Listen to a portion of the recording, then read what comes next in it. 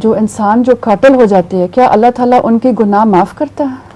किनकी? जो कातिल हो जाते हैं, कत्ल, जो कातिल हो जाते हैं, जी, जो कातिल हो जाते हैं। जरूरी नहीं, और डिपेंड करता है क्यों कत्ल हुए। अगर अपने जुर्म की वजह से कत्ल हुए हों तो फिर तो सवाल ही नहीं।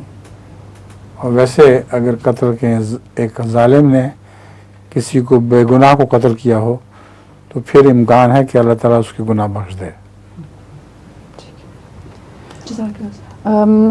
शाहीन, आपका लतीफ़ा? जी, एक आदमी है, वो ना पेपर की दुकान खरीदता है, तो उसकी पेपर की दुकान खरीद लेता है जी, वो उड़ी जाती है। उड़ जाती है? जी, क्योंकि वो पेपर की बनी होती है ना।